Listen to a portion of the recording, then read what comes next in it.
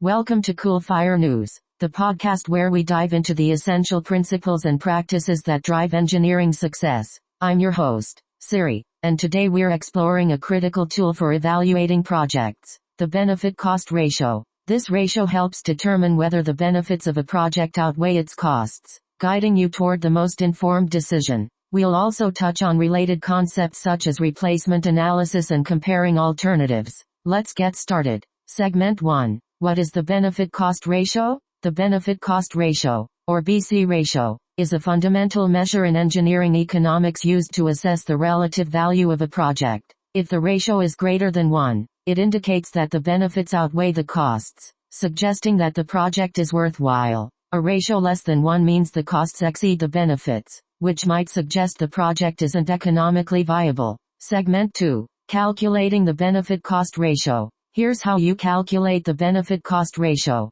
1. Identify and quantify benefits. Determine all the benefits your project will deliver, such as increased revenue, cost savings, or improved efficiency. Quantify these benefits in monetary terms. 2. Identify and quantify costs. List all costs associated with the project, including initial investment, operational, and maintenance costs. Make sure to include both direct and indirect costs. 3. Calculate the ratio. Divide the total quantified benefits by the total quantified costs to get the benefit-cost ratio. 4. Interpret the results. A ratio above 1 suggests a positive return on investment, while a ratio below 1 indicates that the costs might outweigh the benefits. Segment 3. Real-world applications. Let's see how the benefit-cost ratio applies in real-world scenarios. 1. Infrastructure projects. When evaluating a new public transportation system, city planners use the BC ratio to compare the benefits,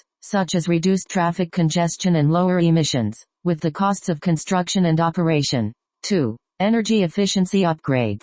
A company might use the BC ratio to decide whether to invest in new energy-efficient lighting. They'll compare the long-term savings from reduced energy costs with the initial investment. 3. Healthcare investments. In healthcare, the BC ratio helps evaluate new treatments by comparing the benefits, like improved patient outcomes, with the costs of development and implementation. Segment 4. Related concepts. Replacement analysis. In addition to the benefit-cost ratio, replacement analysis is another crucial concept. This involves evaluating whether to keep or replace an existing asset. Key methods include: 1. Cost-based replacement analysis. Compares the total costs of keeping the old asset versus replacing it with a new one. 2. Net present value. NPV, calculates the present value of cash flows associated with replacing an asset to determine which option offers the greatest financial benefit. 3. Life cycle cost analysis, LCCA, evaluates the total cost of ownership over the asset's entire life, helping to determine the most cost-effective choice. 4. Economic life analysis, identifies the optimal time to replace an asset based on its economic life, balancing performance and maintenance costs against replacement costs. Segment 5. Comparing alternatives. Comparing alternatives is another essential aspect of engineering economics. Here are key methods. 1. Cost-benefit analysis, CBA, compares total costs with total benefits for each alternative to identify the best option.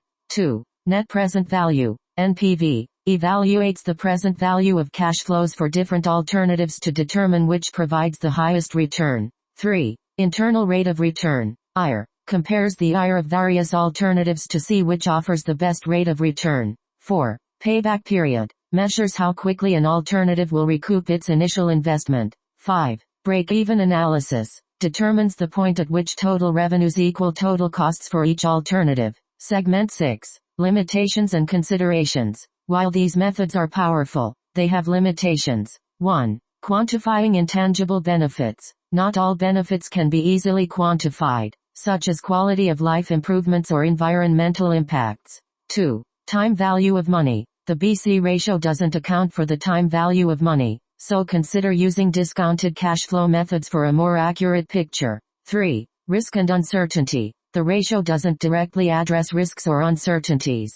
Use sensitivity analysis to understand how variable factors might impact your results. 4. Project scope and scale. Ensure comparisons are made between projects of similar scope and scale to avoid misleading results. And that wraps up today's episode of Cool Fire News.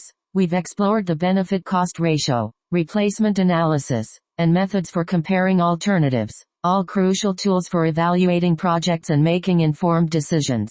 If you found this episode valuable, please subscribe and leave us a review. Follow us on social media for more updates and discussions. Thanks for tuning in, and until next time, keep engineering a better world.